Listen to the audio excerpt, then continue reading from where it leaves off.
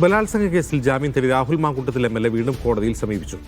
പത്തനംതിട്ട ജില്ലാ കോടതിയിലാണ് ജാമ്യാപേക്ഷ നൽകിയത്. യുവതിയെ ബലാത്സംഗം ചെയ്തിട്ടില്ലെന്നും ഉഭയസമ്മതപ്രകാരമുള്ള ലൈംഗിക ബന്ധമാണെന്നും രാഹുൽ ഹർജിയിൽ പറയുന്നു.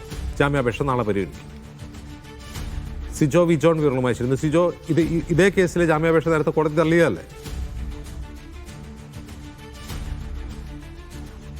തിരുവല്ല മജിസ്ട്രേറ്റ് കോടതി ജാമ്യാപേക്ഷ തള്ളിയതാണ്. അതിന് പിന്നാലെയാണ് രാഹുൽ ഇപ്പോൾ ജാമ്യം തേടി പത്തനംതിട്ട ജില്ലാ കോടതിയെ സമീപിച്ചിരിക്കുന്നത്.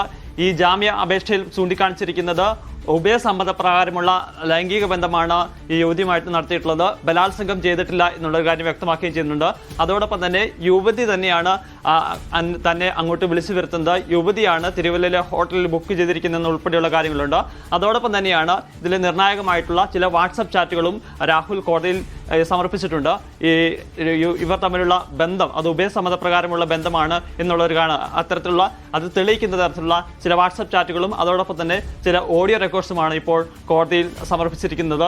മൂന്നാമത്തെ കേസിലാണ് ഇത്തരത്തിൽ ജാമ്യവുമായി രാഹുൽ മാങ്കൂട്ടത്തിൽ കോടതിയെ സമീപിക്കുന്നത്. നേരത്തെ 2 കേസുകളിൽ രാഹുൽ ഒളിവിൽ പോവുകയും പിന്നീട് ജാമ്യം തേടി പുറത്തു വരികയാണ് ചെയ്തിരുന്നത്. പക്ഷേ അതിനുള്ളൊരു സാധ്യത ഒട്ടും നൽകാതെയായിരുന്നു ഈ മൂന്നാമത്തെ കേസിൽ 31 വയസ്സുകാരിയെ വിവാഹ വാഗ്ദാനം നൽകി വിളിച്ചു വരുത്തി ഹോട്ടൽ മുറിയിലെത്തിച്ച് പീഡിപ്പിക്കുന്ന ആ കേസായിരുന്നു. ആ കേസിൽ അതിനുള്ള അറസ്റ്റിലേക്ക് അന്വേഷണ സംഘം പോവുകയും ചെയ്തിരുന്നു.